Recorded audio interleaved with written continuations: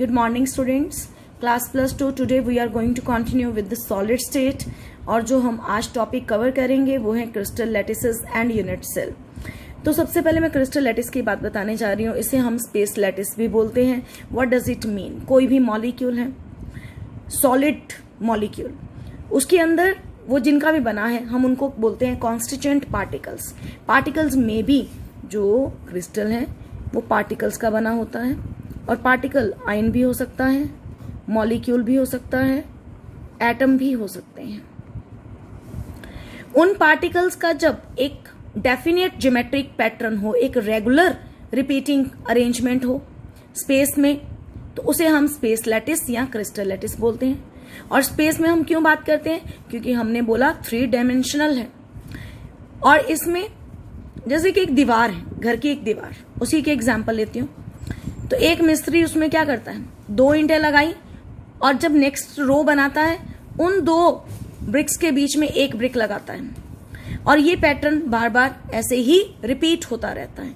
तो जो पूरी दीवार बनी दैट इज कॉल्ड हमारी इस लैंग्वेज में स्पेस लैटिस, और जो ये स्मॉलेस्ट पोर्शन है जो बार बार रिपीट हो रहा है और रिपीट कर करके हम क्रिस्टल लैटिस बना रहे हैं, उस स्मॉलेस्ट पोर्शन को हम यूनिट सेल के नाम से जानते हैं। तो स्पेस लैटिस है पूरा 3 dimensional regular pattern of a molecule, और यूनिट सेल क्या हो गया, उसका स्मॉलेस्ट पोर्शन जो कि बार बार अपने आप को रिपीट करता है, which when repeated over and again in different directions, ताकि हमारे पास क्या बन जाए, कंप्लीट स्पेस लैटिस।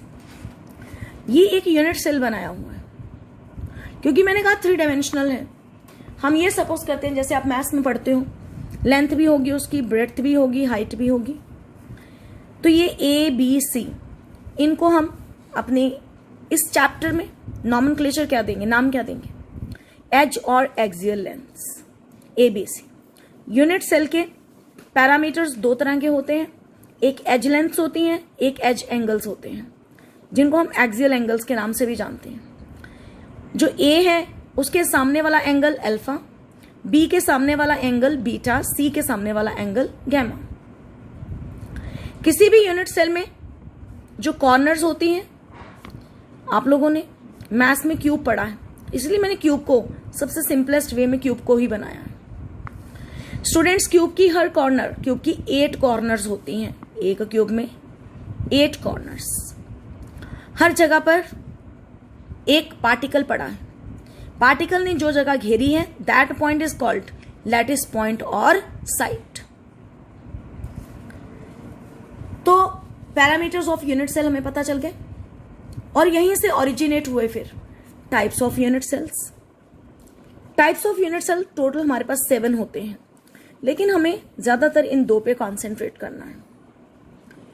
अगर सिस्टम क्यूबिक है, वो क्यूबिक कब है, ये भी कंडीशन आ सकती है कि क्या कंडीशंस हैं, क्या पैरामीटर्स है क्यूबिक सिस्टम के लिए।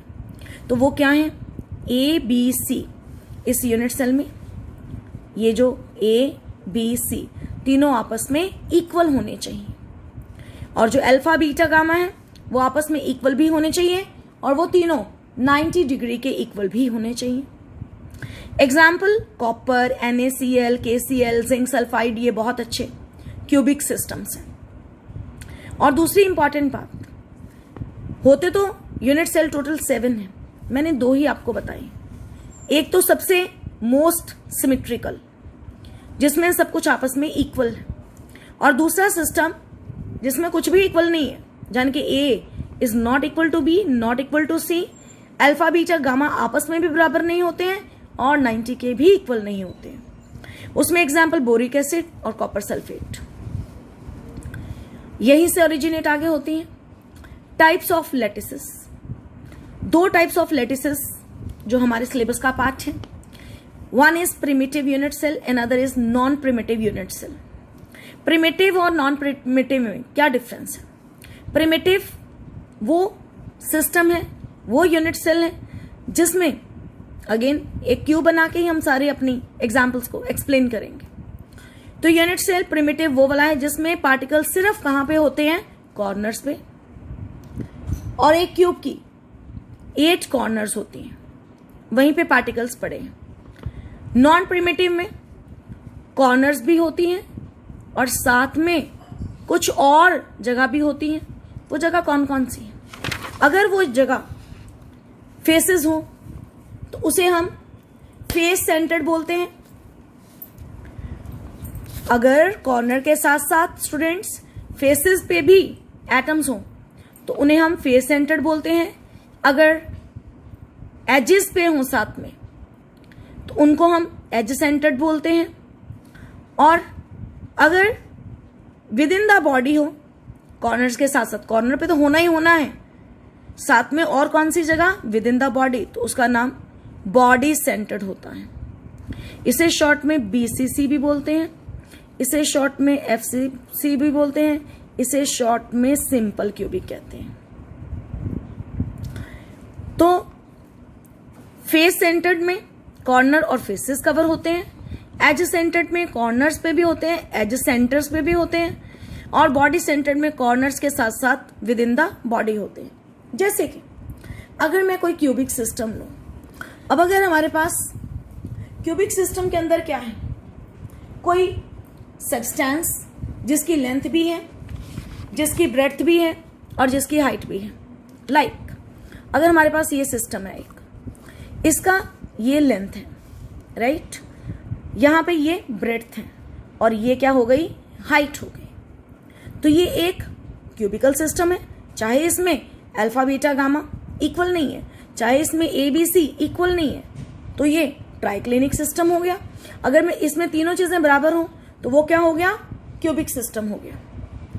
अब यहां पे हमने बात की एक क्यूब के 8 कॉर्नर्स हैं। कैसे, 1 2, ये एक कॉर्नर, ये दूसरा कॉर्नर, 3 4 5 6 7 8, 8 कॉर्नर्स। फेसेस कितने होते हैं क्यूब के, 1 2 3 4 इधर और 5 6, तो 6 फेसेस होते हैं। और बॉडी मतलब कि बिल्कुल सेंटर में से वो एक ही जगह होती है। तो हमने फेसेस भी देखे, एज सेंटर टोटल 12 होते हैं। आप एक बुक को भी लेके देख सकते हो, आपका कोई भी सिस्टम जिसमें लेंथ ब्रेड्थ हाइट है वो क्यूबिक सिस्टम ही कहलाता है। तो हमने एक क्यूब बनाया, हम फिर से बताते हैं, यहाँ पे 8 कॉर्नर्स हैं और फेसेस कौन से, एक उसकी ऑपोजिट ये, दूसरा एक ये हो गया, एक ये, 1 2, ये थर्ड और इसके सामने वाला 4th, और ये क्यूब का फ्रंट वाला और ये क्यूब का बैक वाला। अब बैक में शो करने का only this is the way. तो ये 6 फेसेस और कॉर्नर्स 8, 1 2 3 4 5 6 7 8, ये एफसीसी सिस्टम आ गया। अब with in the body BCC system, इसमें कॉर्नर्स पे हैं, साथ में बॉडी का, हर बॉडी का एक ही सेंटर होता है बिल्कुल मिड में, ना ये फ्रंट पे है ना ही बैक पे है, बिल्कुल उन दोनों के बीच में अंदर। That is called one with in the body.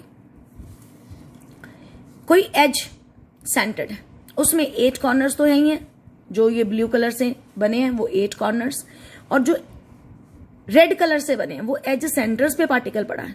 ये एज है, ये एज है, ये सारे एजेस ही हैं।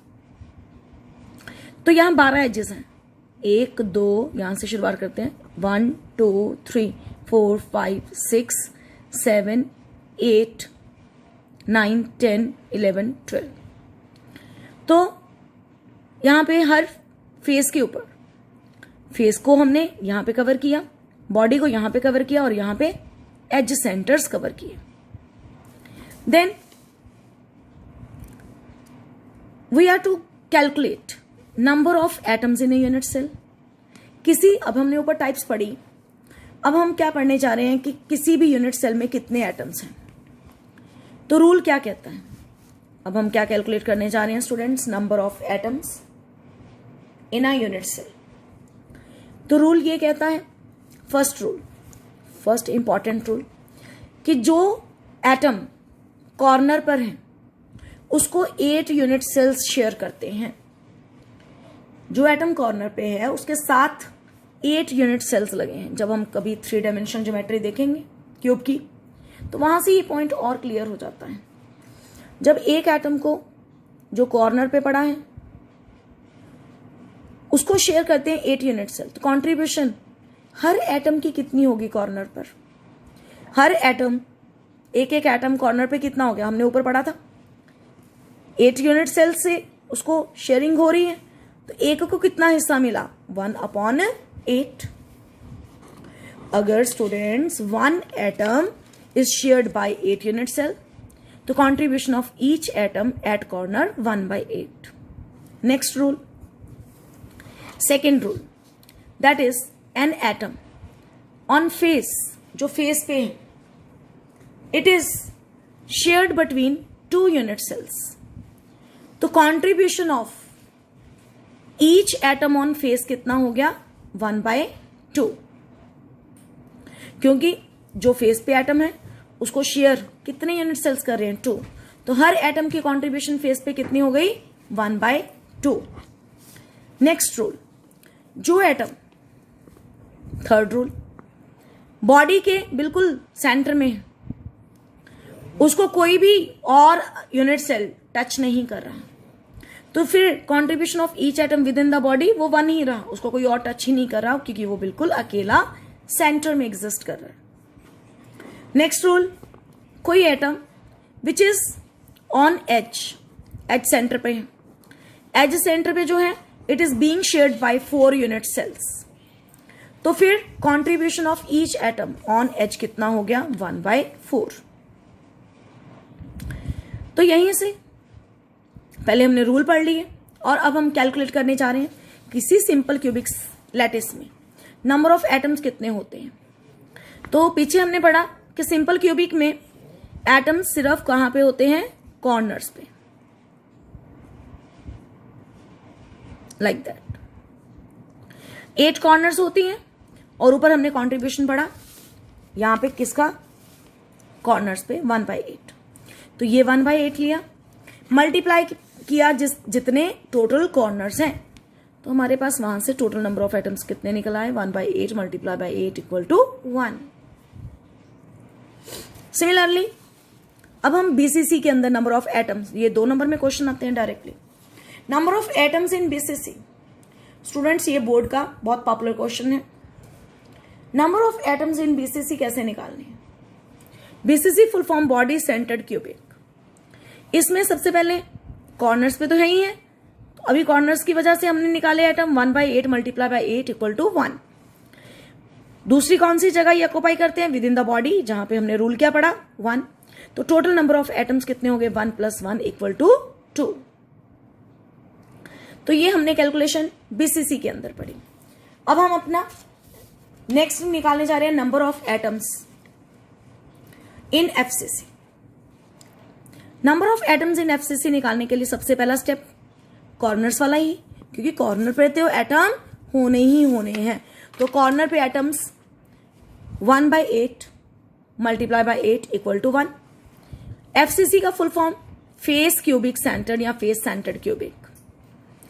यहां पे contribution by atoms on faces half, multiply by half क्यों किया? हमने रूल में पढ़ा कि जो फेसेस पे एटम होते हैं they are being shared by 2 unit cells, तो कंट्रीब्यूशन पर एटम कितना हो गया? 1/2 मल्टीप्लाई बाय फेसेस कितने होते हैं क्यूब में? 6, अभी हमने आपको बताया, तो 1/2 इंटू 6 कितना हो गया? 3। टोटल एटम्स कितने हो गए? 1 + 3 4। और इन सब कैलकुलेशन के जरिए we will be able to predict formula of the compound. तो हम न्यूमेरिकल्स करने जा रहे हैं जिसमें we will be able to predict the formula of compound by following above rules. First numerical, इस न्यूमेरिकल के अंदर हम फॉर्मूला निकालने जा रहे हैं कैसे? A compound formed by elements A and B has a cubic structure in which A atoms corner पे हैं और बी एटम्स फेस सेंटर पे हैं। स्टूडेंट्स ए एटम्स कॉर्नर पे हैं, हमने इस बात पे ध्यान देना है, और बी एटम्स फेस सेंटर पे हैं, तो फॉर्मूला क्या होगा? तो पहले नंबर ऑफ एटम्स ए निकालते हैं। कॉर्नर की वजह से हमने क्या पढ़ा था? 1/8 इंटू 8 इक्वल टू 1। फिर हमने क्या कैलकुलेट करना है? Number of atoms B. जो कहां पे लिखे, फेज सेंटर्स पे। फेज सेंटर पे ए का कॉन्ट्रीब्यूशन 1/2, टोटल फेसेस 6, तो कॉन्ट्रीब्यूशन क्या आ गई, नंबर ऑफ एटम्स कितने आ गए, 3। ए रेशो बी, फिर रेशो लिखनी है 1:3। पहले हमने नंबर ऑफ एटम्स ए निकाले, नंबर ऑफ एटम बी निकाले और फिर रेशो निकाले, और अल्टीमेटली ए के पैर में 1 जिसको लिखने की जरूरत नहीं है, बी के पैर में 3, तो AB3 is the formula of compound. I hope so it must be clear to each and everyone. Next numerical, इसके स्टेटमेंट को अच्छे से देखते हैं। एक आयनिक कंपाउंड है which is made up of atoms A and B, और साथ में दिया गया है उसका फेस सेंटर्ड क्यूबिक अरेंजमेंट है, इन विच जो एटम्स ए हैं वो कॉर्नर्स पे हैं और बी फेस सेंटर्स पे हैं। और क्या दिया, देखो उसने आपको क्या क्या गिवन है, कहता 2 एटम्स हैं ए और बी मिलके FCC अरेंजमेंट में एग्जिस्ट कर रहे हैं, और ये भी बताया गया ए कॉर्नर्स पे हैं और बी फेस सेंटर पे है। सारी इंफॉर्मेशन हमें पहले पता होनी चाहिए। फिर कहता है if one of the atoms is missing from corner, कहता अगर एक एटम कॉर्नर से मिसिंग हो तो फॉर्मूला ऑफ कंपाउंड चाहिए। तो फॉर्मूला ऑफ कंपाउंड आपने निकालना है अगर एक एटम कॉर्नर से मिसिंग है, तो how to calculate it, let's go for it. तो इस न्यूमेरिकल के स्टेटमेंट में 3 चीजें हमारे पास ध्यान देने वाली हैं। दोबारा मैं आपको इसी बात पे रेपिटेशन दे रही हूं, तो लेट्स सी इसे करना कैसे। तो यहां पे number of atoms A at corners कितने हो गए। अब जब एक मिसिंग है, अदरवाइज तो कॉर्नर पे 8 एटम होते हैं, अगर एक मिसिंग है तो कितने रह गए, 7। क्यों, क्योंकि मैंने कहा 1 इज मिसिंग फ्रॉम कॉर्नर, तो 7 रह गए। अब हमारे पास कॉन्ट्रीब्यूशन कितना हो गया, contribution of atom A, total 7 corners बची, एक का कॉन्ट्रीब्यूशन तो हमने पढ़ रखा है 1/8, तो यहां पे 7/8 हो गया कॉन्ट्रीब्यूशन ऑफ एटम्स ए। ना बी कहां पे है, फेस सेंटर बना रहे हैं और फेस सेंटर पे बोला गया, तो number of atoms B 1/2 multiply by 6, जो हमने ऊपर जैसे किया, ये आ गया 3। अब ए रेशो बी, ए आ गया 7/8 और बी आ गया 3, रेशो बन गई 7:8, उसके साथ मल्टीप्लाई हो गया 3 के साथ 24, तो फॉर्मूला क्या हो गया, A7 B24। This is the answer, this is the formula of the compound. और भी न्यूमेरिकल देखते हैं। लाइक एक न्यूमेरिकल है, सोडियम, मेटल सोडियम दी गई है, क्रिस्टलाइजेज इन BCC में क्रिस्टलाइज कर रहे हैं। आपको निकालना है approximate number of unit cells. तो नंबर ऑफ यूनिट सेल कैसे निकालते हैं, ऐसे सारे न्यूमेरिकल्स के लिए कॉमन सी बात बताऊंगी यहाँ पे। नंबर ऑफ यूनिट सेल निकालने कैसे हैं, और साथ में उसने मास भी दे रखा है सोडियम का, किस मास में, 9.2 ग्राम में। तो फर्स्ट ऑफ ऑल जो सोडियम है उसका एटॉमिक मास कितना होता है, सोडियम का एटॉमिक मास 23 ग्राम। तो 23 gram of sodium is equal to, उसने नंबर ऑफ यूनिट सेल्स कही। यूनिट सेल के नंबर निकालने के लिए पहले मुझे नंबर ऑफ एटम्स निकालना पड़ेगा। यहां पे ये एटम्स आए और कहा गया 9.2 में निकाल के दीजिए। 9.2 में 23 इधर आ जाएगा, 9.2 ये डिवाइडेड बाय 10 हो गया, और अगर हम इसको 4 से मल्टीप्लाई करें 23 को तो 92 आएगा। देन 24.5 ये एक 0 कट गई, 10⁻22। ये अभी निकले आपके पास एटम्स।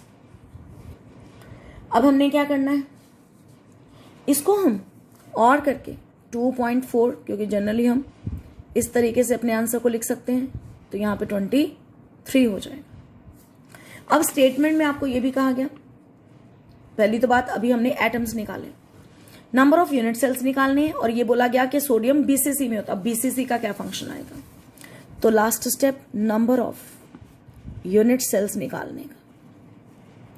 जितने एटम्स आए, यहां पे जितने एटम्स आएंगे